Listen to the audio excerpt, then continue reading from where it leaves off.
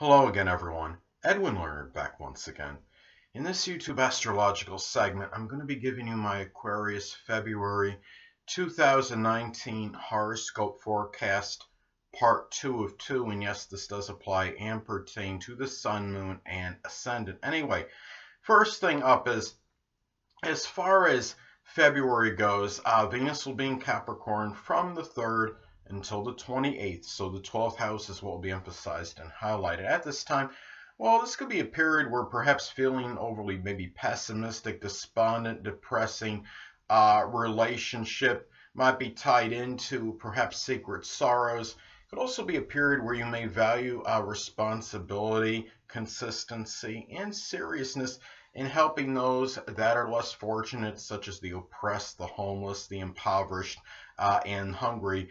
And also, too, could it possibly at some time, this could be about a Capricorn love. It could be a Capricorn sun, moon, or ascendant, or simply one that embodies Capricorn-like characteristics. Might be a hidden adversary, or might simply be driving you figuratively crazy. And a lot of this, the driving you figuratively crazy could depend a lot on the aspects this makes. If this makes, and say if this makes an adverse aspect to your natal Mercury, or if it squares your 3rd house cusp, it might really increase the propensity as far as that goes. Now, also, too, this could be a time where you might be experiencing perhaps some financial limitations that could be due to some Capricorn-like spending, such as perhaps on business or something of a political nature, or something tied in with the government, such as taxes. Now, valuing being perhaps overly conservative or intransigent can be one's self-undoing. And also, you might be feeling a little bit more despondent and melancholy regarding one's restrictions at this point in time. So anyway, next thing up, as far as February goes, Mars will be in Aries from the 1st until the 14th. So the 3rd house is what will be emphasized and highlighted. At this time, we might have a lot of abundance of mental and physical energy. Mars and Aries energy can be about easy provocation. This could be rather easy provocation from 3rd house people, such as siblings, cousins, neighbors, people that might be prominent in your short journeys, or people you may have known in your early education. But because it's Aries, on the good side, though, is that it's generally not going to be sustained. It's not vindictive or vengeful energy. It's very quick anger, but then it's not sustained generally. But also, too, the situation with 3rd house people may be a little bit more contentious and acrimonious than usual.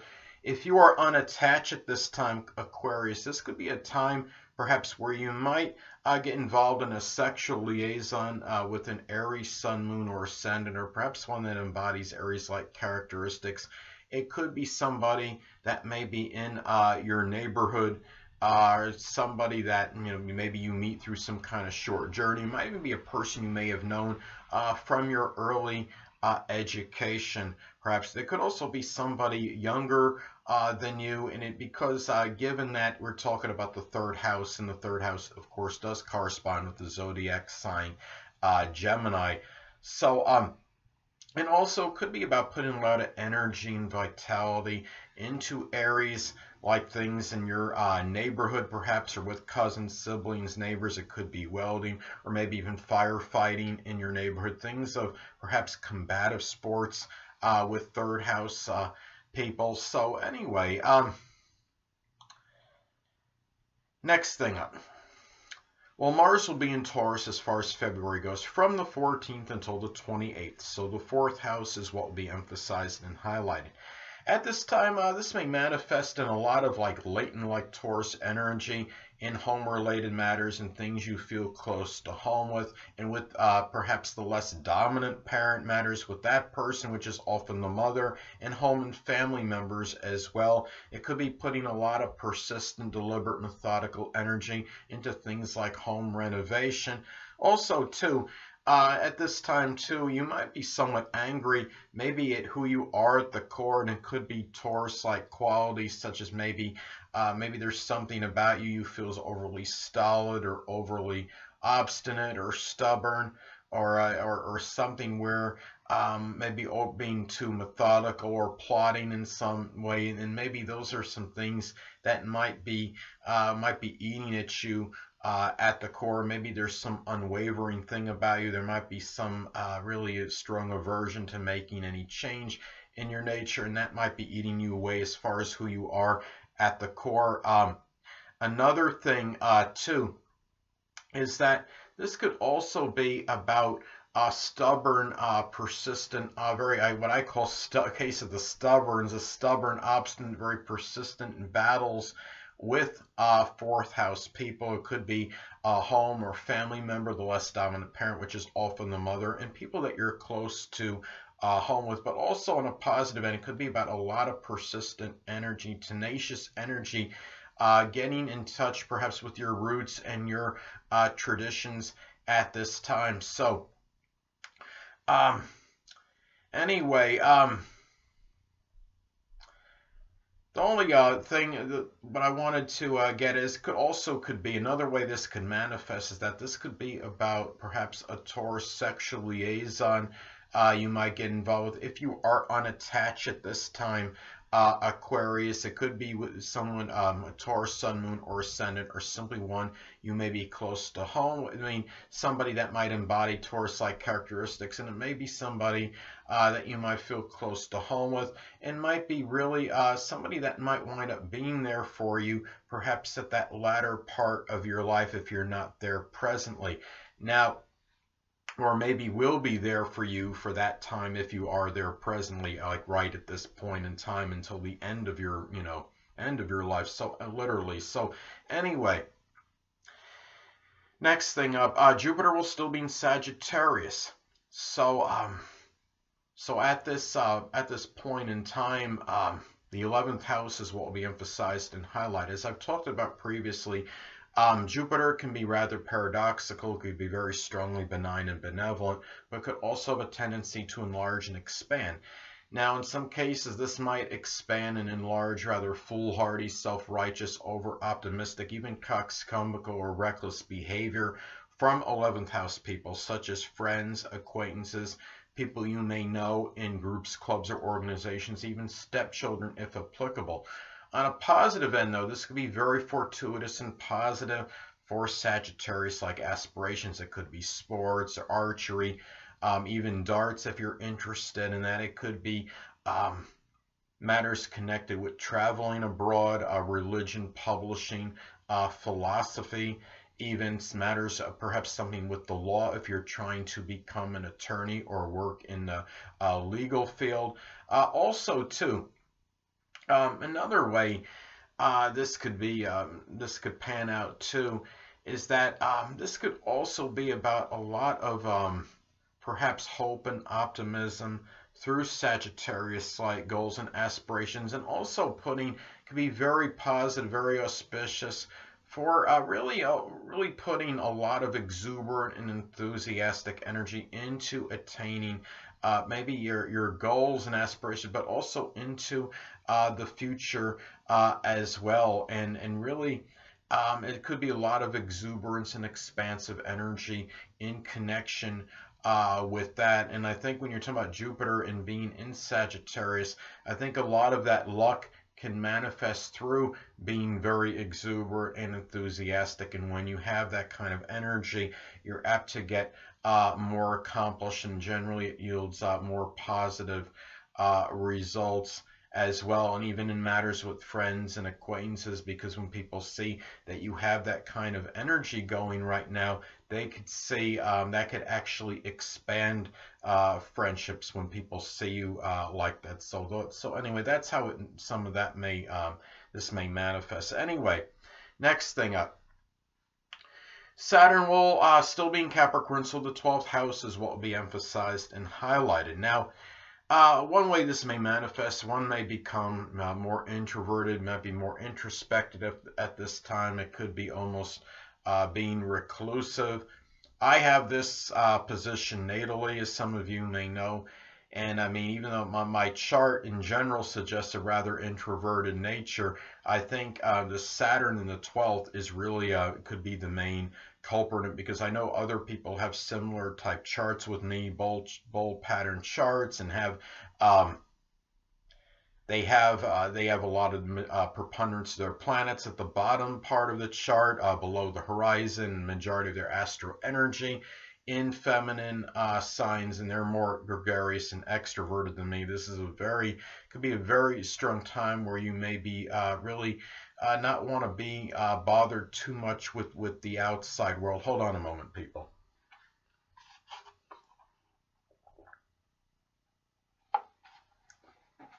Sorry about that, I'm back. Anyway, but it could be a time too where you could be working laboriously, trying to deal with limitations, and your sorrows may be dealt with rather secretly. And also, this could be about getting rid of the frivolous, the superfluous, the things that you feel might be restricting you and holding you back at this time. Now, another way this may manifest is that in some cases, this could actually be a limited connection with a grandmother. It could also be a time where you might be taking care. Actually, on my bed, this is not the grandmother. It's actually what I'm thinking of is an aunt or uncle at this time. But at the same time, it could be an older person, which could be a grandmother or even grandfather at this time. Might actually be a hidden adversary, because we're talking about Saturn. Saturn could be connected with older people, and the 12th house is of course the house of hidden enemies. Now, another thing too is that this could be about laborious work and seclusion. It could be on something government or business politically related. In some cases, this could manifest in the passing of a father. Now, as I've stated before, some of my videos, and I'm saying it now again, of course, I have Saturn in the 12th house natally, and my father passed away when I was at a rather young age. I was like about 3.5 years old when he succumbed to Hodgkin's disease, and I think maybe like an insidious illness. So those are, and it doesn't mean everybody's going to have this happen to them, but at the same time, it might even be, even if it's not a passing of father at this time, this could be a time where the relationship or connection with the father might be a little bit more, might be dissipated or might be diminished and limited at this time, more so than usual. And also, when you're talking about Saturn in the 12th house energy, it could be a time where the unknown may put someone in a state of trepidation at this time. And it might be a period too where one may be hospitalized for something Capricorn related. It could be something with the knees, the bones, the joints, and it might be making you feel somewhat despondent and melancholy. And also, timekeeping at this time can be tied in perhaps with secret sorrows. You're probably wondering, well, how can that be? Well, time, sometimes when you're talking about Saturn in the 12th house, time can be connected with Saturn timekeeping, because I see timekeeping with Saturn. So, and when you're talking about the 12th house, this could be about limitations, restrictions, and secret sorrows. So you can kind of do the math on this one. It could be where one way it could manifest is that time might seem like it might be moving rather sluggishly, and it could be it was something where you wish you could hit an accelerator button, and it could be something that could be causing a lot of, it might be very agonizing, whether you're just doing some kind of mundane work, you're at a job, and you just want the time to really end, and it just quicker, and it just seems like it might drag on to eternity. So anyway, next thing up, Uranus will still be in Aries, so the 3rd house is what will be emphasized and highlighted. Well, at this time, one way this may manifest, this could be a lot of unpredictable, acrimonious type outbursts or behavior, perhaps from siblings, cousins, neighbors, people that may be prominent in your short journeys. Ideas may come very spontaneously, extemporaneously, very abruptly at this time. And also, you might find yourself involved in more communications about Uranus. Things that could be communicating strongly about computers, electronics, the future, innovation, invention, new technology. things, aerospace, astronomy, anything that could be Uranus related, astrology even. It could also be a time too, you might be more of an interest in things as far as futuristic transportation, such as flying cars. And I know, I don't remember what it was called off the top of my head, but it was something where they were talking about, at least at a speculative thing, where about something that was like a subway, but it would be more at a more accelerated rate. You might be really more interested in things that are more futuristic in terms of just general transportation. Maybe even maybe you have some ideas about time travel. Well, that might be a little stretch, but you understand what I'm saying. At this time. And also it could be manifest in Aries friendships. It could be Aries sun, moon, or ascendant people, or simply ones that embody Aries-like characteristics might figure more prominently in your short journeys, your communications, and even in activities perhaps with your siblings, your cousins, even neighbors, perhaps at this time. And also learning, assimilating information. So anyway, next thing up, Neptune will still be in Pisces, so the second house is what will be emphasized and highlighted. Now at this time, you might find yourself, be very careful at this time that not to succumb to deception, duplicity, and monetary matters. It could be where matters with your self-worth and self-esteem may be somewhat nebulous and unclear at this time. There might be you might be more susceptible to some kind of financial deception and fraud at this time as well. But on the positive end, you might find yourself making money, generating income through something Neptunian. It could be something connected with the metaphysical, which can include astrology, spirituality, photography, chemistry, illusion, pharmaceutical work. Anything that could be dancing, poetry, anything that could be Neptune related at this time. It could also be a time where you find yourself really being more about self-sacrificing in terms of your possessions. Your possessions may not be as significant at this point in time because, it could be about a lot of sacrificing and maybe giving to those, like it could be just giving to those that may actually need it a little bit more so than you, whether it's things of a monetary nature, your possessions, matters connected with your resources at this time. It also could be a time where you might use some imagination at this time in order to generate income.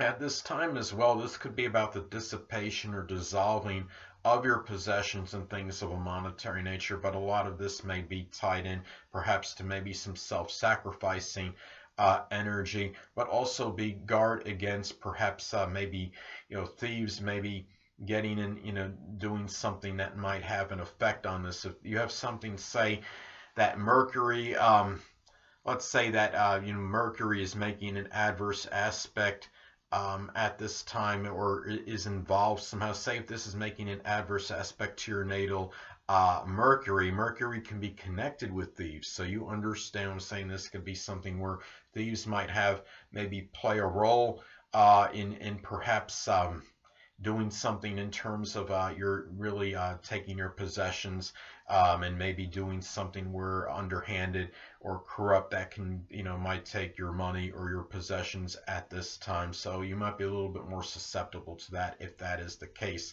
So anyway, last but not least, Pluto will still be in Capricorn, so the 12th house is what will be emphasized and highlighted.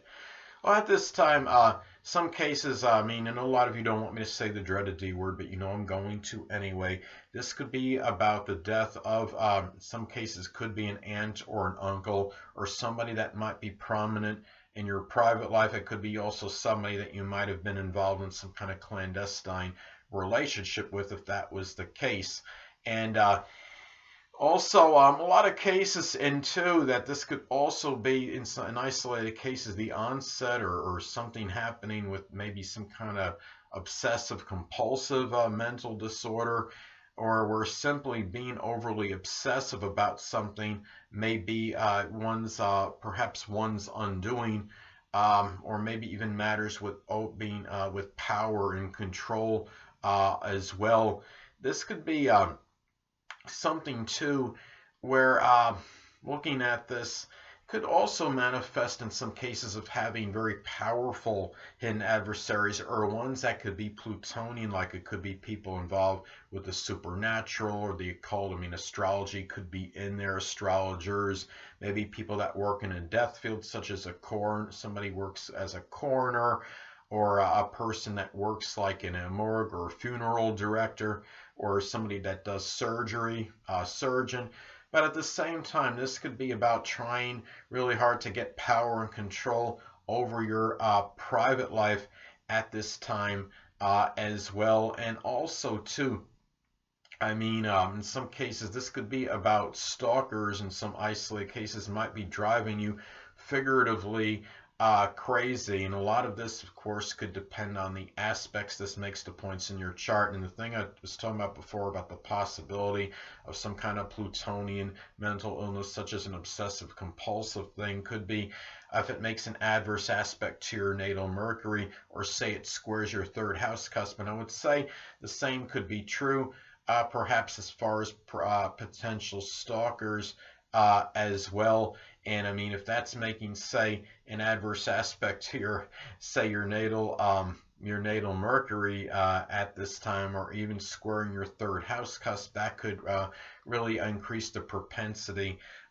for that as well. So anyway, and also too, it could be a thing too. Another possibility for which could manifest is talking about the possibility of the mental illness, which could be isolated. But there's also something called like a personality disorder of excessive power. So it's to be careful at this time that you don't let, this any kind of power trip go to your head, because they're trying to exhibit too much power at this time, even though in most cases it likely wouldn't manifest in some mental disorder. It could still be something which could really, you're trying to be exhibiting, power too much, and emphasizing it too much is obviously something that is not a positive thing, and one doesn't need to be doing. So anyway, people, that'll conclude this YouTube astrological segment for my Aquarius February 2019 horoscope forecast, part 2 of 2. Stay tuned next time, where I'll be giving you my Pisces February 2019 horoscope forecast, part 1 of 2. Two things I want to get with you on before I head out. Firstly, the stars may impel but do not compel. And secondly, never isolate any single astrological element, aspect, planetary placement, position, configuration, influence, or what have you, and make an analysis of a person astrologically speaking based on this alone, because astrologically speaking, the person is the sum of all their components in their natal chart and not just one. Until next time, people, stay well.